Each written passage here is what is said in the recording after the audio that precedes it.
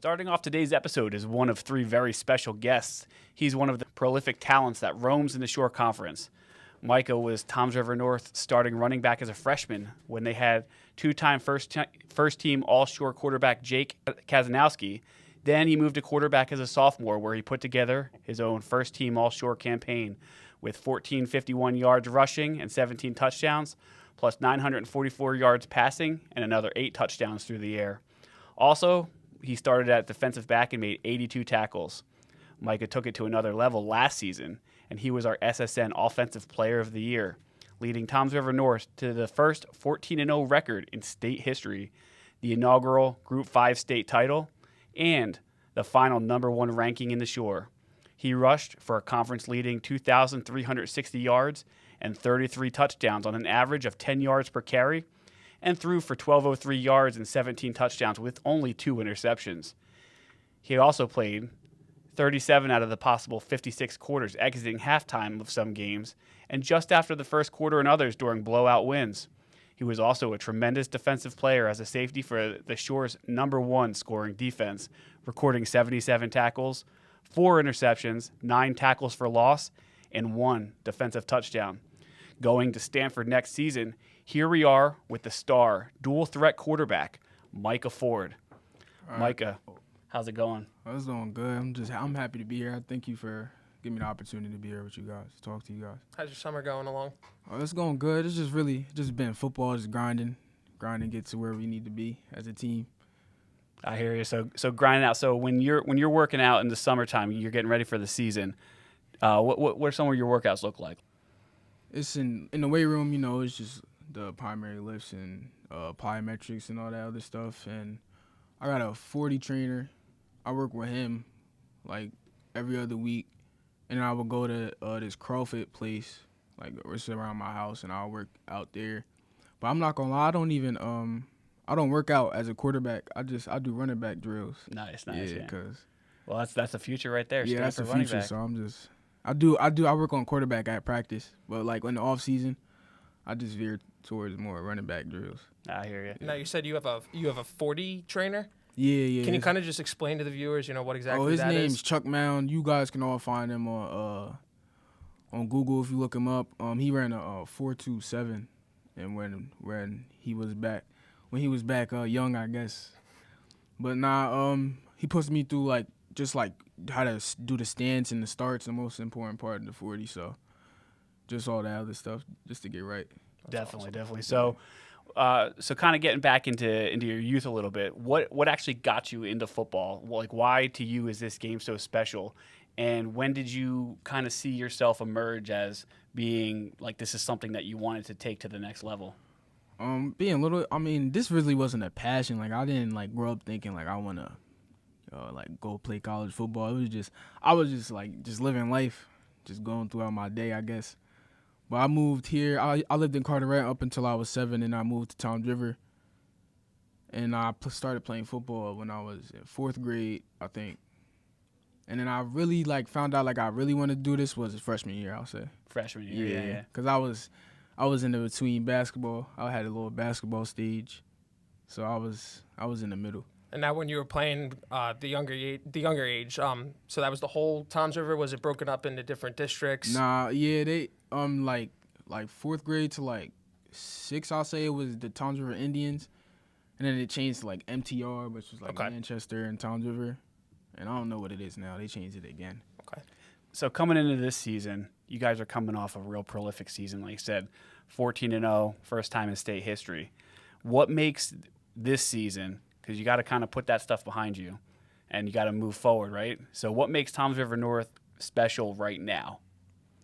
I'll just say just our passion to win, and we all work hard together as a team, and just all we all put the work in to get where we need to be, and we just locked in. We just know what we got to get done. It's gonna be hard. We got a big target on our back, but we got it. We'll do it. We'll get it done. Yeah, big target is that can be a good thing. Yeah. It's good. It could be good, but sometimes it get a little how I say it I don't even know how to say it, but yeah, it's good. I guess everyone's coming for you guys. Yeah, it's good. That's the thing, because you guys have such a high bar, and you guys can only go as far as you possibly can. That everybody's going to be lurking and trying to come hunt for that number one spot, because that's what you guys are. And that kind of leads into what really makes Toms River North so special, not just to you, but to everybody that watches your program play day after day. Yeah, and like the coaches too. The coaches make it amazing. They put us in the right position to win and execute the game plan. They give us a great game plan prior to the game, and they're just amazing.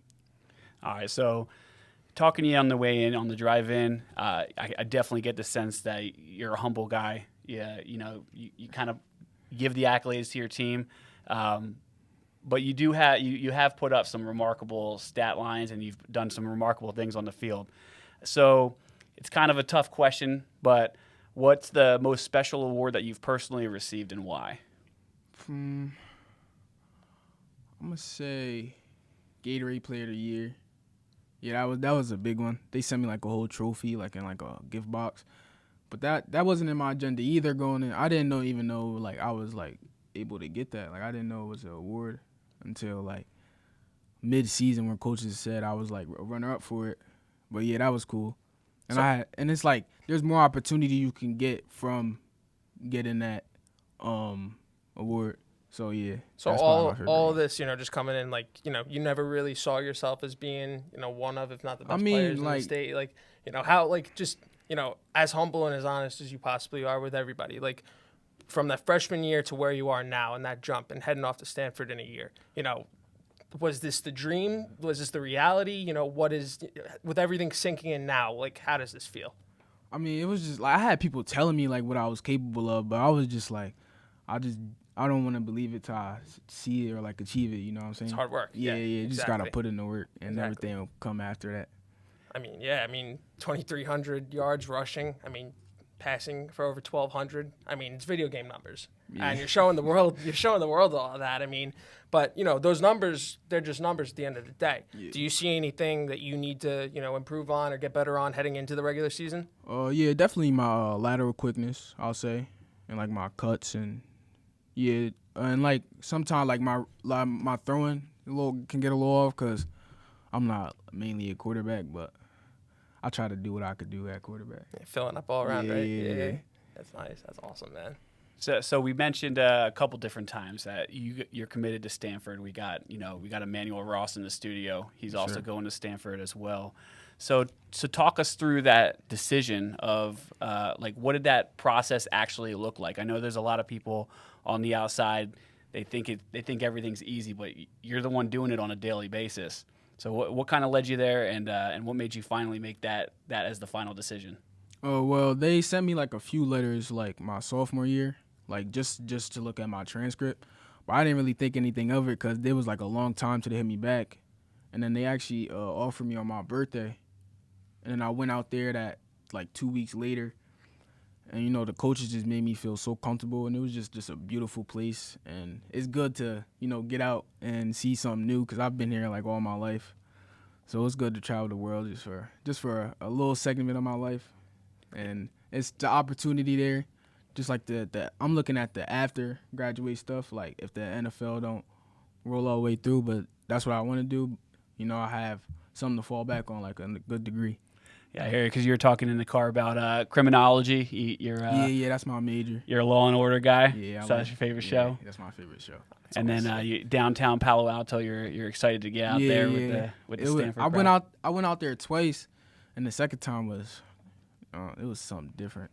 It wasn't the same. It was like a new place when I went back there the second time. It's like Jersey times a million, right? Yeah, it's crazy. Times are like 100 million. Like not even. I don't even know what to compare it to.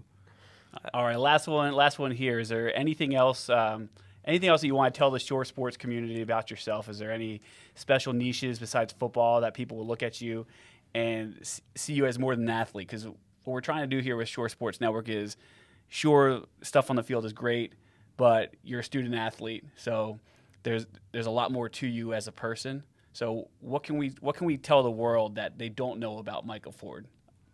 I mean, like you probably figure because I'm committed to Stanford. I take pride in school. It's just something that I don't get how people look at that report card and see like a bad grade and just okay with that. 4.4, right? Yeah, like That's awesome. Yeah, 4.4. Yes, Yeah, yes. nice. That's incredible stuff. Yeah. And you're on 3 different sports teams, right? Yeah. Football, track, and basketball, right? Yes, yes. That's 4.4 GPA. I mean, Yeah. that's incredible. You got brains and you got talent on the field too, and that's Thank you. what coaches look for overall. Thank you. Appreciate that. And like, I like helping people, so I did a little community things like with my church and all. I donated some money to my church that I received from actually getting Gatorade Player of the Year. They sent me some money, and I just gave it all to the church. And like, I spoke to the kids at a camp that my church held. I spoke with, you did the TSO camp, right? I'm talking to Emanuel Ross right now. Like the football camp with the little kids. Yeah, we did that. And yeah, I spoke to them at the end of it. So I was at TSO. TSO. Yeah, okay, it's okay. some flag football by where I live at. Awesome. Well, we really appreciate the time, Micah. We'll have you back on in a little bit with we'll do a little roundtable session with Emanuel and Davin as well. I think he's on his way. But yeah, I appreciate it. Thank you. Thanks for having me. Appreciate it. Pleasure. And speaking of who's coming up next, it's Emanuel Ross, a Red Bank Catholic wideout, top prolific name throughout the entire state, one of the best wideouts in the game. Also going to Stanford, currently rivals with our man Micah right here, but in a year down the line, they're going to be best friends and teammates. So we'll be looking forward to speaking with him soon. Yeah. Thank you. Our second guest on the Shore Sports Network podcast is another incredible talent that roams down in Red Bank. We'll be facing Toms River North in their final game of the regular season this year. This student athlete, he'll be joining Micah Ford at Stanford next year as well. Became a starter as a sophomore, and right away you could tell he was different based on his size, speed, everything just about him overall. Didn't have the flashiest of stats his sophomore year, but he finished with 15 catches, 283 yards, and a team-high 5 touchdowns on a team that went 11-1, and they beat DePaul in a memorable non-public B-State championship game. In this breakout game during his sophomore year, 4 catches, 112 yards, 3 touchdowns against Morris Catholic in the state playoffs as well. He fully burst on the scene last year to earn first-team All-Shore status. He caught 29 passes, 615 yards with 10 touchdowns. He averaged 21.2 yards per catch, 200-yard games. One was against Curtis, New York, and the other was in the state semifinals over Holy Spirit. RBC ended up reaching and going all the way to the non-public B finals, but was defeated by DePaul 1917 in the championship game last year. But right now, we're sitting down with us. We're pleased to introduce Red Bank Catholics, Emanuel Ross. Emanuel, how's your summer been, man? How you doing today, man? It's been good. Thank you for having me. I'm doing well today. Of course. We were just talking with Micah before, and, heading off to Stanford with him in a year from now, and you have your senior season to really relish everything in and bring everything in. What have you been doing over the summer, kind of just staying focused and, be ready to be one of the senior standouts in the Shore? I've just been with my receiver trainer, working strength, speed, all that, while working on my Stanford application, of course. But, just been definitely working on just polishing up my fundamentals when it comes to route running or just strength and speed and all kinds of things like that. That's awesome.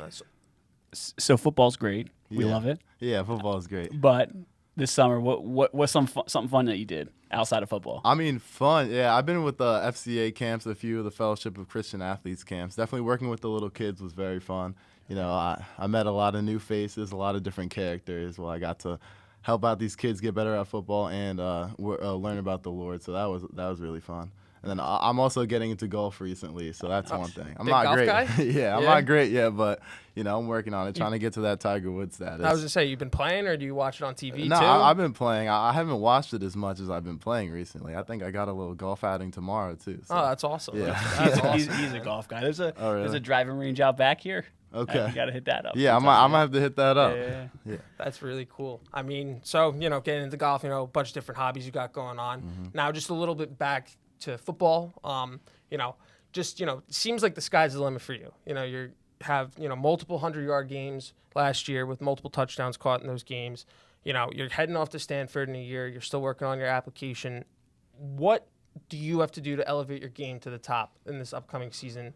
And why do you have to make, certain changes to really elevate that game? Honestly, just getting used to my size. I think I'm still growing. I got to definitely polish up my route running, everything else, just all the little things, speed, make sure I don't lose any fluidity and mobility as I'm still growing. So I think that's the biggest thing. Just being a big receiver, I want to make sure I have all the little things, all the little tools that even like the smaller receivers have. I want to be very versatile this season. Okay. All right. So back at the beginning, John was mentioning during that intro that Morris Catholic was that breakout game. That was the big one for you. Mm-hmm. So talk to me. What was different about and what made that game so special? Was there something pregame? Did it just click during? Just kind of walk me through how that game felt for you. Well, for that game, the emotions were really high for our team. That season, a lot of people know that was what we were going through with our quarterback's mom, the tragic passing away of his mom. And before that, we played Donovan. We lost that game, and I wasn't able to play that game because I actually had a little thing with my knee, so I missed that game, and that was the last game she was able to watch. So one thing that was really that I took that really personal. So before that game, it was very emotional. I talked to Alex. I knew I was going to give everything I had that game. So that was one thing that definitely got to me, and that's why I wanted to have such a good game. And I was glad that we were able to do what we did. 3 touchdowns from me and then 8 from him. So it was great. So it seems like it was a whole team camaraderie thing, kind of all just banded together, being one unit. And that's incredible. I mean, that's a really touching story. I mean, that's incredible. So with the passing of his mom, it seems like family is pretty important to you. Yeah. Your parents are here Alex today. is like family. Yeah, my parents are over there, but Alex is definitely like family to me. So that game that was probably my favorite game that I've ever played so far. That game meant a lot to me. So with your parents here, just in general, what does your family bring to the table for you, and how does that create who Emanuel Ross actually is? Well, I think I learned 90% of what I know from my parents. They definitely instilled me with a lot of character and a lot of things that I take onto the football field and in the classroom, just at school. So I think my parents are definitely my biggest teachers, and they've definitely done a lot for me. So I'm glad to have the parents that I have. They're gonna hit you up for that last 10%. They're gonna say, "What's up with that? What's up with that?" Now, when you talk about the family dynamic, the football aspect, grinding for schoolwork, all different things going on left and right, and you're finding who yourself is. So what makes Emanuel Ross Emanuel Ross? Honestly, I'm just I think the one thing that makes me is just being myself. No matter what setting I'm in, I'm always gonna bring my personality to the table, no matter what kind of people are in the room, no matter how they think about me. I think I'm just going to be myself. I'm going to have a good time, and I just like to light up the room when I go in there and just. So you want to be that positive burst of energy. Yeah, no matter where I'm at. That shining light in the room for everyone. Yes, that's sir. awesome. That's awesome stuff. I saw you guys out at Manalapan at the 7-on-7. So seems like you're always just kind of you running routes prior to just kind of with the boys. It seems like you guys are always putting in the work at RBC. There's a real good culture there. There's a good robust history at RBC. So, so coming in with that, there's we got Davin coming on next from the same program, storied history. So where do you see yourself in that legacy? How do you foresee the story being told once you're no longer walking those halls? Well, honestly, I just hope they tell it well. I hope it's a good story. But what I want people to be saying about me is just honestly that I gave everything to the team, everything to the school. So I just want people to know that I'm definitely, every time I get out there, I'm always going to give it my all. So that's one thing I just want to be told. And now, how has the program itself, how has Red Bank Catholic made you a better person? What have you learned? What values have you learned throughout all that stuff? Definitely learning different people's skills. Going to RBC, you're going to meet a lot of different kinds of people, different kinds of personalities. So definitely just being able to walk into a room and be able to read people, learn how to deal with different social situations. Definitely that's good. And you'll meet a lot of people, a lot of different connections. So it's greater than football. Yeah, much greater than football. That's great. That's great. I mean, the biggest thing with schools is that you want to be able to hone in on, like you said, your grades and the athletics throughout. And one of that being the grades is feeling comfortable with the teachers and the peers around you as well. Mm-hmm. So I mean, I really commend everything that you've been doing with your schoolwork and football and everything that you do off the field as well. Thank you. I know that you're going to be playing with your current rival in a year. Yeah. Have you guys had a strong chemistry throughout? Have you guys been able to gel and get ready for the upcoming season next year? Oh yeah, we've been able to chat a little bit. I knew him prior to high school football. We used to play against each other, AYF. That Toms River Manchester United team. Mm-hmm. They did us pretty bad last time. I remember playing them. So definitely this season I want to get back. But, yeah, coming into this offseason, we're definitely going to get some work leading up to going over to California. Awesome. So similar, nearly identical question because it's the exact same school. But what led you to the decision with Stanford? Like what did that path look like, and how did that process go? Because like I said, there's sometimes people don't understand what goes into that process. So kind of like describe a little bit of that path. Yeah, I mean, I went to a lot of schools prior to that, so I was able to kind of see through the real and the fake in just the recruiting process. So by the time I got to my official visits, which Stanford was the first one I took, I felt the professional atmosphere, and I knew what kind of people I was dealing with when I went down there. I mean, over there, I don't know if that's down, but I knew what kind of people I was dealing with. You know, the coaches were great, down to earth, and they don't like to oversell. If anything, they like to undersell and like overproduce. So it's like I don't want to go to a program that they just want to tell you what you want to hear. I want to actually get the fruit out of being there. So I believe that that's a professional place I can't get the fruit out of. Awesome. So as we wrap up here with you and coming into RBC, I know they got Bergen Catholic in week 1. What can we expect out of Red Bank Catholic Casey's this coming football season? You can expect a show, definitely. I see some of those pictures, some of those selfie pictures you guys got going out. Yeah. It looks like it's a lot of fun out even at practice right now. Yeah. Me and Davin be having a fun time. Yeah, having a fun time. So finishing up here with Emanuel Ross from Red Bank Catholic, wide receiver number 18.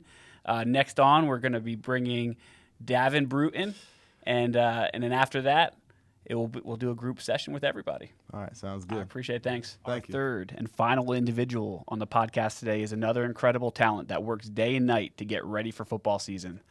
Linebacker is always a loaded position in the Shore, so Brewton was a second-team All-Shore selection as a sophomore. He won the job as a starting middle backer, which is no small feat for a sophomore at RBC, and recorded 119 tackles, 2 sacks, and 10 tackles for a loss for the number 3 scoring defense in the Shore. That team had several senior and junior standouts, so he wasn't the guy yet, but it was impossible not to notice him making plays on almost every down. He made 18 tackles in the state final win over DePaul. He took the next step as a junior last season with 108 tackles, 4 sacks, 15 tackles for a loss, an interception, a fumble return for a touchdown, and a fumble recovery for a team that went 10-2, won the American Division title, and reached the non-public B state final. He's a sideline-to-sideline tackling machine, essentially. Without further ado, pleased to welcome the 2024 Pittsburgh commit and the Casey's premier middle backer, Davin Brewton. Appreciate y'all having me here today. How's it going, Dav? How's your summer going? Everything's going great. Just been a lot of hard work, grinding this off season. So definitely a great time. Grinding. So I see some of your workout stuff online. You got some of those pictures. So what's going into getting that sweat going? What's some of the workouts you're doing to get ready for this season, especially as a big backer? Definitely field work. Definitely have to get the field work in. Make sure your footwork is definitely good. Got to be able to move as a linebacker, side to sideline. You can't really just be stuck in the middle now. It has like the game is turning it more into like a passing game. So you got to be able to get into your drops. So definitely field work is definitely a big one, and then getting into that weight room. Gotta look good and gotta be strong for when them big pulling guards come to you and everything. Gotta shut them. So gotta look good. And with those workouts too, you get to fuel up at Brewton's restaurant exactly. afterwards. There you go. Shout out Brewton's restaurant. And then I go to work right after that. And then you go to work right after. Perfect. Yeah, you gotta pay for it somehow. Exactly. Paying work. All right, Davin. So you've been through such an incredible journey as a Casey, and you still have your senior year yet. This school has a rich history in athletics through and through. I mean, we even have the current Indianapolis Colt in Quentin Nelson, to name one. What I find intriguing about high school sports is really the dedication and loyalty to these programs. So you guys, you and Emanuel now, you're Casey's for life. So up to this point, there's a lot of memories to be made. But what's been your favorite part so far? And to add a second part to the question, what's your why? Like, what's your driving factor? My favorite part of being at RBC is more like the brotherhood. Everyone's as like a family, and even like off the field, I can call E-Man up, or I can call anyone on my team up and talk to them. Like if I have any problems, I really open up to them. So that's definitely like a huge part, having like that family bond. And my why is My why?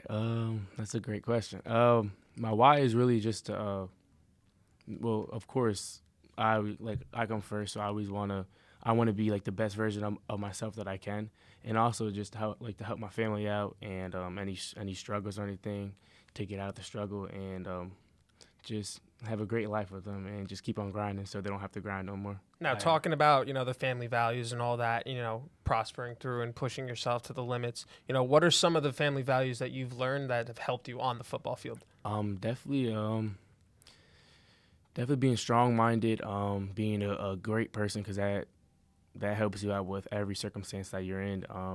Being a tough dude, because you might be put in those tough situations, and you have to know how to act on it and how to keep that composure if like something went wrong, and really just be professional about all like the facts. So. Yeah, 100%. It's like certain situations in life not always going to go your way. Like certain games aren't always going to go your way. So complete. That's a great correlation. Just looking at those family values and bringing them onto the field, I think it shows a lot of a lot of humbleness and a lot of respect, not only for yourself but for your family. So that's really awesome to hear. So I mean, one side of the ball you have Emanuel out there, catching passes left and right for 100+ yards, and then on the other side you have you filling the gaps and blowing up the backs, tackling left and right, and I just want you, you're Davin, and you have your whole team around you. I want you to just talk me through the rest of the KCs, primarily the defense, but what defense you guys are running this year, what you're doing to kind of gear them all together and, be that band of brothers and that family that you talk about. So speaking on the defense side of the ball, everyone on that side is a great person, but we know when to put like that grit and that attitude together to definitely dominate on that field. So being a defensive player, you can't be the nicest dude. So you just gotta have to know like when to turn that on and turn that off. That's like the biggest thing now. But what was the other question you said? So pretty much defensively, like what are you guys running? Like what kind of scheme, and who are the key guys in that scheme? Can't talk too much on the defense, but our base right now is about a 4-3, and my role is to lead the whole entire defense and carry the weight on my shoulders to know what everyone else is doing, so I can lead them to a state championship, and that everyone is dominating on the field as well to show everyone that RBC is really it.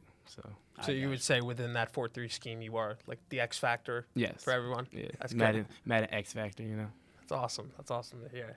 I mean, you saying, you're the overall X factor, talking about how you're bringing everyone together. What can we expect out of everyone then this year? You can expect everyone to be all 11 hats to like the ball. Everyone's going to be grinding. There's not going to be any plays off. We have a really strong core of defense this year. So just like the linebacker room, we have a really deep linebacker room, but I'll say we have the best three linebackers like in the state right now. Doesn't matter the offers, anything. We got the hardest workers that are in the state. So, is there a team goal in place? Oh yeah, state championship for sure. We got to get to. That same mentality day in day out, right? Just dominate the field in and out. So that's my main goal. 100%. All right, so kind of to get back onto the personal side, away from the team, being that middle backer, is there any athlete that you're trying to emulate yourself after, and then how do you progress towards that on a daily basis? My favorite linebacker ever is Ray Lewis, and I try to I used to always watch his videos when I was younger, always like motivational talks, watching his highlights. So I really try to make my play around Ray Lewis and how he's that strong middle linebacker that will come up and hit you hard. He might got to get back sometimes, catch a little interception. So definitely I play around him. So that's. So with you being a Pitt commit, there's a lot of blood, sweat, and tears that went into that decision. So similar to Emanuel and Micah, talk us through what went into that decision, whether yourself, your family, going and visiting the school. Like, what did that process look like for you as an individual? So the process was great, a little stressful, but that's what comes with it. But I picked Pitt was really it for me because kind of checked off all like the boxes. The Pitt coaching staff, starting with Coach Narduzzi, he's just a great guy in and out, and they don't care about that 4.2 speed, that 6'3" height. Like they're looking for hard-working dogs that are going to get it done on the field, and that been working for them because they had about 7 people go to the NFL this year, and they have the most drafts in the ACC in the past 3 years. So that been definitely a big thing because my goal is to make it to the NFL, and having Coach Mann as a linebacker coach at Pitt is great because I'm not the tallest linebacker, so he's undersized linebacker too, and he just really knows how to work with all of his kids and push them in the right direction and guide them. It'd be pretty cool to play with someone like Kenny Pickett out there one day, right? Definitely, yes. That'd be some awesome stuff, awesome stuff. So, we talked to Micah before, talked to your fellow teammate Emanuel before as well. You guys obviously are going head-to-head against Toms River North, the last regular game of the season. Right after this, after we talk to you and finish up, we're going to talk to all 3 of you guys. It was that round table discussion. This could potentially be the number 1 versus number 2, not just in the shore, but the state potentially. Yeah. What makes this matchup so unique and different than any other that you've played in your life? The difference, it makes it unique because I played against all those kids before, and I know those kids very, very well. So it's going to be a little different, because from going from teams that you don't really know people on, so you're just going super hard and you're trying to kill everybody to oppose when you have friends on that team. So you got to know when to turn that switch off, that we're not friends no more. You gotta put that friendship aside for those 2 hours and just play super hard. And but Toms River has a great team, so it's definitely gonna be a great game. Definitely gonna be a great crowd. So I'm really excited to see how we come to the table. One of those games that everybody circles on exactly, the calendar, yes. right? Yeah, something to really look forward to throughout. That's awesome. But we're still going to win that game. So So I got a softball question for this because he's not on mic and he can't defend himself right now. So Micah was talking about the game plan of his is going to be running all over you, but what's going to happen with that? That's my man, Micah, but it's not going to happen when number 2 from RBC's in the middle of that field. So it ain't going to be too much running going on. That's going to be a wild game, but you got Bergen Catholic coming up first, so that's the focus right now. We'll stick with that game to game. Big week 0 game, so definitely looking forward to that and taking the number 1 spot in the state. So all we really have to do is just come together, work hard, and just get busy off the gate. So awesome. All right, folks. So that was Red Bank Catholic middle linebacker Davin Brewton talking us through some of his decisions going to college, some of the cases this year, and just overall what he's looking to do. So further ado, we're going to bring everybody on, and let's do a little group chat together to finish it out. I appreciate it, brother. Appreciate you. Appreciate it, man. All right, thank you. Now, we've been able to dig deep and dive into the different perspectives of 3 different talents, Micah Ford, Emanuel Ross, and Davin Brewton. For our final segment of this episode, we're pleased to have all 3 of them together. We're going to have a nice little chat about the upcoming season coming up and their expectations throughout. But, starting off, Micah and Emanuel, there is a crossover going on, as we talked about earlier in the episode. Both of you guys are going to be heading off to Stanford in the fall. Kind of touched on it a little bit, but between the both of you, what's the chemistry and how have you guys been connecting off the field, on the field, getting ready, for Stanford next year and having, buzz generated for you too? You want me to talk? Yeah, you go first. All right. So we was supposed to link up and work out, but we busy people. We always out. So, but definitely when the season ends, we definitely gonna get the chemistry and all that and building our friendship and all that. So it's gonna be fun. Yeah. I think the Jersey connection is gonna be tough. It's definitely gonna be good going across the country with someone that I'm at least familiar with. So that's gonna be good. But during the season, the friendship's gotta pause for a little bit because I'm trying. Yeah, especially with 2 programs, we gotta play each other. So it's exactly. It's like a wall real quick, but we gonna break it 100%. The real connection right now is these 2, and you're. I'm a lone soldier. Yeah. We need Big J up here, right? Yeah. All right, so Davin, you have a little bit of a different route. You're going to Pittsburgh, and when you're able to sit in a room and talk with not only one of your teammates but a student athlete from another school, are these the types of conversations that will be with you when you head off to Pitt? Oh yeah, definitely. Just being able to talk to people who think like me and work hard like me. So just being around those type of people are just better because you don't want to be around anyone who's lazy, who don't got their stuff together, because then you're going to form bad habits. So being around people who just have those good habits just like you are just going to build off each other and just going to keep on working until you guys are at the top. So. And what would you say is the biggest thing that you've learned from your fellow teammate, Emanuel? Shoot, that's like my brother now, but we've been through it all together. We were once that kid who was a nobody. We had to work our tail off and grind every single day. I don't know anyone else besides me and him who worked hard throughout the whole summer.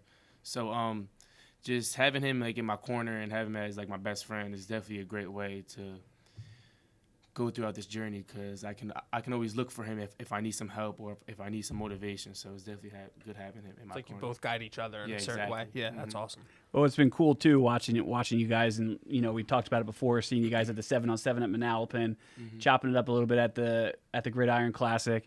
You really kind of dove into the community. You've got really great community members, especially around the short conference with guys like Vinny Curry. We were talking offset that you guys have been chopping up with football and just talking along in the night. So seeing what Vinny's giving back to the community, is that something that you emulate going into the future, or how do you see yourself as part of the? Because like we said, you're a Casey for life. You're a short conference guy for life, regardless. So how do you see that in the future? Definitely motivates me, because having a person like that in my corner as well, who made it to the top and is at the highest level of football, it just really shows that you always have to be a great person and give back. He's a Super Bowl champ, and he never been cocky. He always been humble, always helped out people, never was selfish, and always gave back to his community and always tried to help out the Jersey Shore. But now they're letting him do it, so now it's a great turn. So I'm going to lead in here with Micah over at Toms River North. So when you were out in the hallway before, I kind of gave Davin a little softball question. We talked about the end of the season, Toms River North versus RBC. He was saying nothing, nothing's happening. You're not doing anything. Nothing up the middle. He said you was gonna run on me. Don't make him. Well, the game plan is to run. I know it's going. It's like top talent against top talent. It's gonna be a great show. That's all I gotta say, for real. For sure. It's gonna be a great show. Yeah, It'll be a great time. Yeah, it's gonna be a good experience. You're never gonna get back again. So. I was gonna say, what does it mean as a senior being part of that matchup, RBC and Toms River North? Yeah, last time we met up, we lost. I think that was back then, like 2000, like 18, like 19, 20 though, something like that. 19, 20. I think he was on the team. My brother over there, I think he was on the team when they lost. But just I guess regain the title. I guess you could say that's in my goal. So not gonna be easy, but I think we can get it done. Maybe.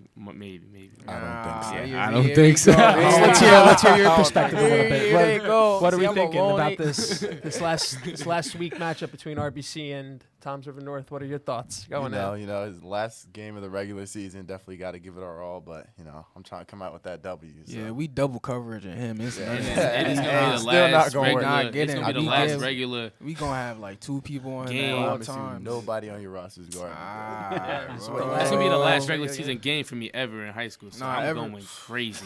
No one's gonna be able to block me. I'm making every tackle. He's wilding out. You heard it here first. I might have to tell Micah, man, put on this green and gold, man. Come on. It's really like that. It's really like that. It's gonna be a dogfight out there. It's gonna be a dogfight. But we got a whole season leading up to it, though.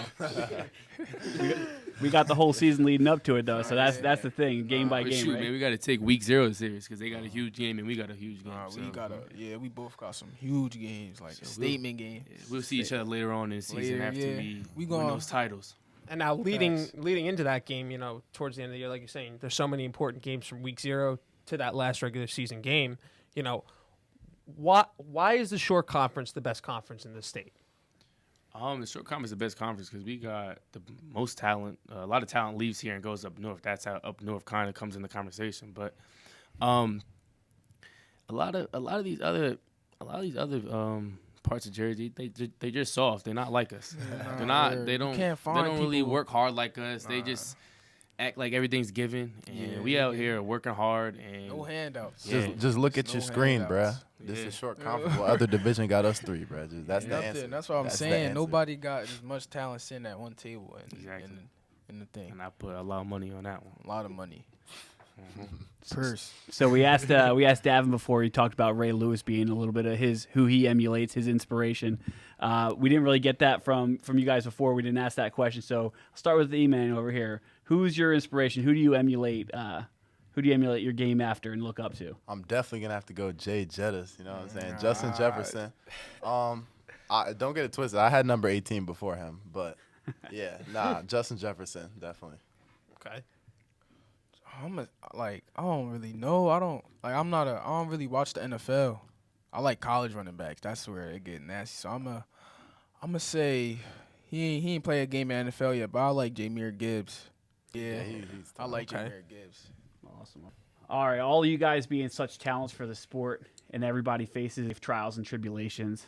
And I said this kind of a little bit before, but from the outside, everyone looks in and they think it's easy for you guys. But you guys are grinding day in and day out. You're putting that work in. You guys are the ones making the sacrifices, skipping parties to go to workouts or watch film. So what's been some of those challenges for you that you've had to overcome to be where you're at today, going in at the beginning of your senior season, and what you got looking forward to that? Yeah, my mom sent me something the other day. So you got to get comfortable being alone. So if you're going to be a leader, you got to be comfortable being by yourself because, it's lonely at the top. So if you want to get up there, you got to get comfortable being by yourself. Sure. It's just a matter of just like he said, who you surround yourself with. You don't want to be around no bad mindset people, just people who just want to get after it. It's kind of, it sounds like, surrounding yourself with the right people, but then from your perspective as well, seeking discomfort because you're going to have to be alone in certain situations like you were talking about before, running through certain schemes, having the weight of the entire team on your shoulders, being that prime linebacker, or, you out in your schemes running for a touchdown catch, or you running a wildcat play, or whatever it may be. So, besides the seeking discomfort and, surrounding yourself with the certain people that, make your circle who it is, what is one football aspect that, for your senior season to be a success that you have to really take in and hone in? Well, this is the last season of our high school, so this season got to be legendary. I'm planning to go out there and just dominate every snap so I can leave a stamp on the jersey shirt and they remember who Davin Brewton is. Mm-hmm. Yeah, it's just like high school is a feeling you never get back, all the experiences, all the friends you meet, you probably never going to have the friends like you have now. So just make the most of this season and don't take it for granted, take it day by day. Yeah. And absolutely. I know it's going to fly past just like the rest of high school, but we all got to go to college eventually, so. Mm-hmm. Yeah, I just got to say, just never let up because, you don't want to have any regrets because you're never going back to high school, so that's just one thing. 100%. Never. You get time back. Unless you got, I don't know, a time machine, I guess. Soak in all the moments, whatever opponent you play, whatever day of the week it is, whatever assignment you got, just relish in your senior year. Exactly. Yeah, a lot of memories to be had this year, so make sure you just enjoy take it all yourself. in. Yeah. Take those selfies every time and keep them. We already got this a good experience. We never going to get this back again. Yeah. So. Exactly. All right, guys. So I appreciate all you guys coming on and talking with us. This is going to be really our first episode with the Shore Sports Network podcast. So you guys, that's making history right here. Exactly. It's all history on and off the field. It's all history. So we really appreciate that, and we want everybody out there to pay attention to what we've got going on at Red Bank Catholic. They're starting out week 1 against Bergen Catholic, and then we got Toms River North week 0 against Bergen Catholic. Week 0 games, yeah. Game is next Friday. That's top private school and then top public school. And then top public school. Yeah. So real quick, what's your matchup and what does your matchup look like for you? For Millville? Yeah. Oh yeah, they definitely got size. They got size. They got speed. And Lassier, y'all all know Lassier Books, man. He like that, so we gotta find a way to. Yeah, he the top recruit in the 2025 class, so we just gotta find a way to box him and contain the quarterback and their speed. Really. Awesome. Just make sure we don't let them get to the perimeter. I'm not gonna lie, but August 25th at 8 o'clock, there's gonna be a new number 1 team in the state. Oh, that's what's up. Make sure you put that on the podcast. That's one unless and when we get to week 8, you already know. Feel me? Yeah. It's about to be like this, and then it's gonna be like this again. You already know. You already know. It's like the Mario Kart thing. At the end, when they all switch to the bottom, that's how it's gonna be. So you got I don't know why you got the red shell or the green shell right now. Coming and the red one, you know. that's right at you. Like, Yeah, it's it's coming. no getting around that. It's getting coming. You better get that Unless you got blue the shell banana. out Y'all because we got better the be in bananas? first. Oh, the blue shell out. First, you better get that blue The shell. blue shell from the back. Oh shoot. It's funny. We'll finish up here with that. Signing off. This is the Shore Sports Network.